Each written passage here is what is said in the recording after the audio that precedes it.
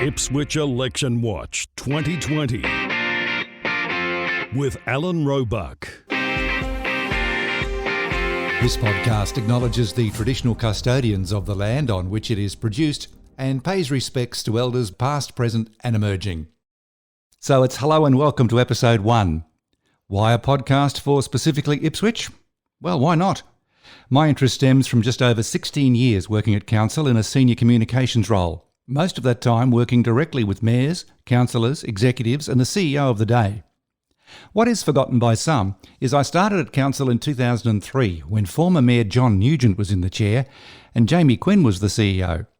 So it is with this insight I wish to share, along with hearing from local community leaders, business owners and residents, to canvass a range of views, to seek out what is likely to influence their vote and to try and get a feel for what the real issues are. The podcast will offer a mix of opinions and straight-back questions to guests. Deliberately, I won't be talking to candidates for this series because, from where I sit, the local media, print, radio and TV, will do a fine job, probably the best coverage in a couple of decades. I also plan to take a closer look at the Bundamba by-election, which will also be held on March 28. In choosing the first guest, I went straight to Dave Cullen, who is no longer a candidate. He had declared his intention to run for Division 4. Then last week, in spectacular style, he withdrew from the race just before the official start to campaigning. It had many scratching their heads because he was shaping up to be a worthy contender. When I caught up with Dave Cullen this week, I started by asking why the sudden turnaround and how he came to that decision. Look, it's one of those things where there's a few people in the other candidates and public, throwing barbs, personal attacks, all of those sorts of things. And I didn't feel that I had to put up with any of that. And you can only do so much as a candidate. Personal attacks are not going to help anyone get to where they need to go. And I just sort of sit back and think, you want to be a good leader, you need to be able to cope with some of those personal attacks. But I didn't feel comfortable where I was going with myself. So, it was a bit of a personal thing for me as well. I didn't feel that I had to fight for a job, and I didn't feel I had to defend a job. Now, I think at this point we should say you already run a very successful business, so it's not like you wanted to run because you needed a paid job. You're already quite okay in that regard. Talk us through some of your motivations of why you wanted to run. Yeah, as a business, I think businesses in Ipswich have copped a bit of a hard deal. We've got very low employment in Ipswich. We've got a lot of possibility to make Ipswich a fantastic place and bring jobs here. I always thought the direction of the Ipswich City Council was wrong in regards to building all the houses with no infrastructure up here. I think they're doing it the wrong way, and I felt that I needed to have input. I think, we've got to find jobs for our guys and we've got to have the infrastructure in place before we build the houses. I think they're doing everything around the wrong way. Like, anyone in business doesn't promote a program without having the back end all done first. Now that you have withdrawn from the race, you can sit back and watch the other candidates in the campaign because things are ramping up from this week. What do you think are the elements missing so far from the campaign overall? Anyone having any inclusion with business, I think that's a big thing. Direction. I think everyone's constantly focusing on community, which is an important part of it, but that doesn't drive the city. Business and infrastructure, planning ahead, like future planning, that's what drives the city. What makes the city is the community. So I think they've kind of got, I think a lot of the candidates have kind of got it in the wrong light. That's my opinion, I might be wrong. My observation so far is that you've got a handful of candidates that have got some very positive statements both on websites and social media about what they would plan to do and what they think should happen. And then you've got another group of candidates living in the past, wanting to regurge a negative. Yeah. How do you see that? Yeah, I agree totally, mate. Look, what's happened's happened. The city is actually still learning from it, but you don't need to rehash it. While you're rehashing it, all you're doing is bringing up bad feelings, bad vibes and bad thoughts. We need to move forward. You have to move forward from that. Looking in the rear vision mirror doesn't get you going forward. Dave, you deal a lot with young people in your business. Yep. Are they interested in politics? Are they interested in local government at all? Not at all. There is no engagement with the youth here for future planning of the city, and that seems to be a big problem. And because of my business, I had a bit of a connection with what they were doing and what they were needing to do. That also could create me a conflict of interest in a lot of what I do in the council.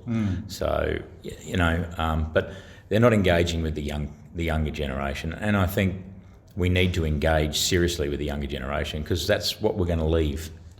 Well, it's certainly an issue when you see public meetings to do with councillors or elections. There's not too many people under 50 in the room. So how do you think we can engage the younger generation in what is a very important level of government? Well, first thing we need to do is have the leaders treat them with respect and not talk down to them. And stop throwing the barbs and the personal attacks, because a lot of these kids are just learning to find their way in the world. If we want to engage them, we need to treat them like adults and they don't have to put up with any of this. No one has to put up with the personal barbs. When we went to school, debating was all about arguing over a topic. Didn't have a personal attack on it at all. That's what these kids, I don't know if they're even learning debating at school anymore. These kids need to be engaged on their level. So we need to talk to them on their level, not on our level. And that's what makes a good leader, I think. And what about the generation, say the 25 to 40s? You mix with a lot of people in your business, as I said. Are you getting any feedback or vibe from that age group? Yeah, again, same thing. They're in that stage. The younger kids, as they come out of school, they're the kids that we need to mould to run our future. Like the 25s to 40s, they're all worried about what their futures are doing. So they're looking at buying houses, having kids, looking for job stability and job security. That's what they're looking for. So you've got to try and gel with what they're after, talk to what their needs and requirements are. But again, politics seems to scare a lot of people. When you talk, the minute you mention election or council or politics, they seem to scare a lot of people. And, everyone's had a bad experience, I suppose, is the right thing with the Ipswich City Council. Not just Ipswich, and I'll rephrase that. That's every council, because it's not just Ipswich City Council. But let me tell you, the council is run by ratepayer money and taxpayer money. So they should be giving the residents the service. They don't own the joint. They don't own the business. They don't own it. They need to supply a service. So I think customer service is lacking out of every council, not just Ipswich, because everyone's talking about Ipswich, but we're only talking about one part of a problem in Ipswich City Council. The city has run quite admirably without councillors for the last 18 months. In saying that, I mean the bins have still been emptied, the potholes have still been fixed, that's still been done, the basics have still been operating. But yeah, I think every council, honestly, I just think we need to change how we treat one another. Dave, the council has had major reforms in how it's running internally, with an emphasis on interaction between councillors and staff. Have you had a chance to review any of that? Yeah, I have, and that was a little reason why I decided to back out as well. I think in a lot of ways, if you read those things to the letter of the law, policies, the new procedures, the way the new governance has all been put in place, I think a lot of what's happening now, unless you get a very high quality of candidate in there, councillor, their jobs are redundant in a lot of ways. I don't think that they can do very much. I might be reading it wrong, but it'd be interesting to see how it happens, how it works out over the next 4 years after March, and who gets in and who's who in the zoo, and who's got the idea. Because if they're talking about what they're talking about, and I've read the policies and the procedures correctly, then I would imagine that they're going for the board of directors, and that's not just someone that's been out of work. That needs some serious strategic planning. That needs someone that's able to look for the future. So it'll be interesting to see. But I just, honestly, I think it was a bit too much for me to try and do the councillor job and see how it all pans out. I think there's too much change in there and not enough flexibility for the councillors to do anything. Well, yes, that term board of directors to describe councillors, I've already had some feedback on that from prior councillors, clearly stating that being a director of a private company and a councillor, two totally different roles. There will certainly be some argy-bargy in my view once the new councillors get in. Without a doubt. And I just, if what they're after is a board of directors, then they're going the wrong way about it. That's my thought. Dave Cullen, thanks for your time and all the best with ProDrive. Thank you very much, mate, and good luck to all the candidates. And let's hope they have a good election, a good outcome, and let's hope for the city of Ipswich we get what we think we need.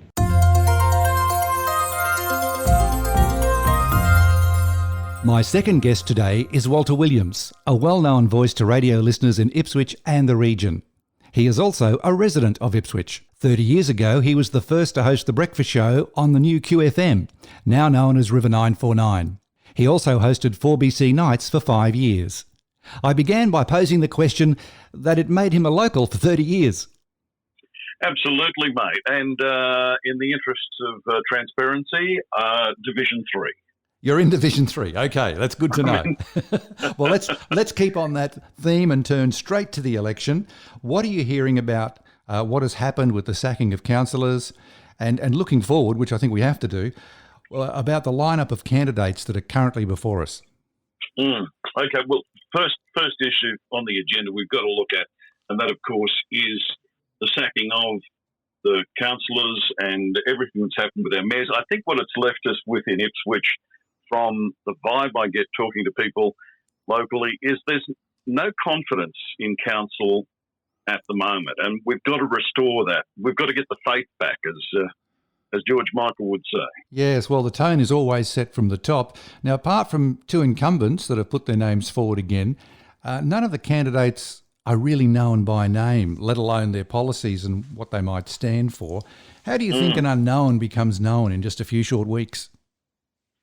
Well, they've really got to market themselves. And if you're going to become a candidate in any election, you've got to outlay a certain amount of cash so that you can market yourself, whether it's the simple old sign system that you get put up in people's yards on a picket, or whether you push yourself a bit on social media. But and the various other medias, of course, newspaper interviews, radio, TV, whatever you can get your hands on. Because the important thing these days is to be front and centre and have a profile. And, of course, you've got to then manage that profile. For someone who's been in the media as long as I have, I know that you can work it one or two ways. And if it goes wrong, it can go horribly wrong. Look, I also think, Walt, that you've got to have some form of community involvement in the months and years leading up to now. Absolutely. Anyone starting from ground zero with no community involvement or no profile is going to find it very hard. Spot on. Alan, what we're looking at, there's a few candidates in this election who are fairly new to the electorate, and they're going to find it very difficult. Whereas there are others I know who have been door knocking and talking to their area for many years now, and getting the support. And I think that's important. I was talking to some people in the top of town only last year when there was the normally we have the Halloween celebrations, and they took it upon themselves in that part of town to actually make it happen. Because let's face it, one of the things that Ipswich is missing at the moment is a sense of community with festivals, parades, and those kind of things. And we need people who are on the ground and they're up and running already, and they might have been for some time, not just sitting on their hands waiting for March to roll around. What do you think the issues that will help voters make up their mind? What's front and centre? Okay. Well, as I said at the very beginning, the outset, we've got to look at restoring confidence in this city. So I think we need some candidates with some business sensibility about them, some people who know how to run and own a business possibly. That could be a positive, because to restore confidence in Ipswich, we're going to need people who not only understand Ipswich and get it, but have a vision for how this place is going to grow. And you know it. They're talking about a doubling of our current 220,000 population by the 2030s. That's massive. It is massive. Yep. And people are going to have to be on top of the issues, on top of that growth, and it's going to happen whether we like it or not. Yeah, it's there. So what we need is candidates who can help with this revival of Ipswich, because there's going to be some huge challenges, some huge opportunities too for any incoming council team. But they've got to be so careful because, you know, all that new legislation's been brought in by the state government regarding declaration of expenses, gifts and donations, and understandably so after what's taken place in the past. Yes, indeed. Well, turning to engagement of young people, it's probably been an issue for decades, but I think it's becoming a major issue that can't be ignored. As I read the form guide for the list of candidates, I think there's 2 under 30 at the moment, but that's the exception. How do we get young people involved at the council level? And secondly, how do we get the broader younger population to get interested in the election? So this is something that's been affecting media in general for a long time, let alone councillors, is trying to get the vote, so to speak, of those under 30, because they're not using traditional media like 30 or 40 plus audiences have. So even in getting your message out there as a potential councillor, are you going to be heard if you're using traditional mediums like radio or TV? Because chances are they're probably listening to podcasts like this rather than listening to traditional media. Yes, it certainly fragments the audience more than we've ever seen in history, and just trying to get young people excited, I think, is one of the major challenges. That's a key, isn't it? You've hit the nail on the head. The word excited, because what's there to excite them at the moment? Really, I mean, you look at what's been happening with the Ipswich Mall development. It's hardly excitement city there. Years of embarrassment. They've had multiple developers come and go over time because of changes in council. So, you know, we need councillors who can help attract more businesses to the city. And I'm not just talking about government-funded departments moving here. I'm talking about real business opportunities. And there's some young entrepreneurial people too who are into startup companies who see opportunities for themselves. So Ipswich could be a real growth for them. And I mean, they call it the switch, don't they? That's the nickname. Well, any other issues that you're hearing when you're out and about in the city that you think candidates should concern themselves with? I think we've got to look at security and safety as an issue in the city now. We've got to have candidates who are prepared to back local law enforcement, etc. We've also got to look at the decentralisation of the CBD itself, what's happening there. The central post office is closing. We have like 0 opening banks in the central business district anymore of Ipswich. And after all, Springfield is not the centre of Ipswich City.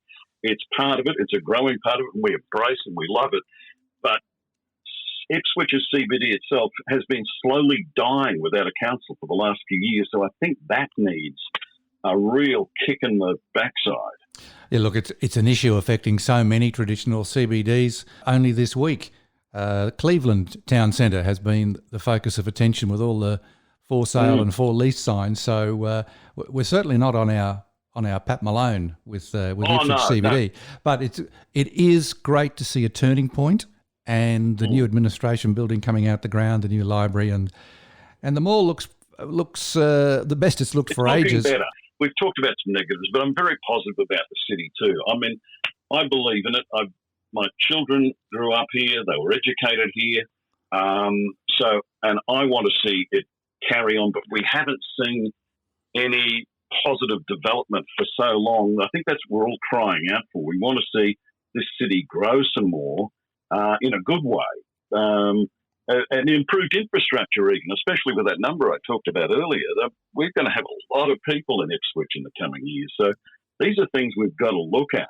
And And we need the right people in place. And even so, once they're there, it could take up to 12 months before these new elected reps, really get a chance to spin their wheels and get some traction. Well, they'll certainly take some time to find their feet, but 3 to 6 months, they'll have a handle on how things are basically functioning and how they can make things happen.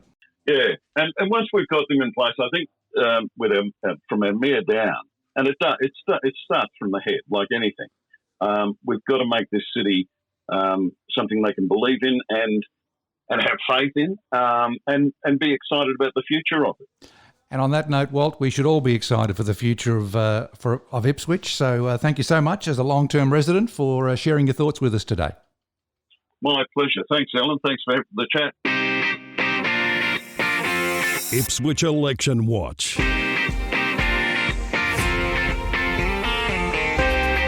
In the next episode, I hope to speak with a senior resident and another local business leader. Music on this podcast is courtesy of Purple Planet Music. You can follow me on Twitter and LinkedIn. This is Alan Roebuck. Thanks for listening.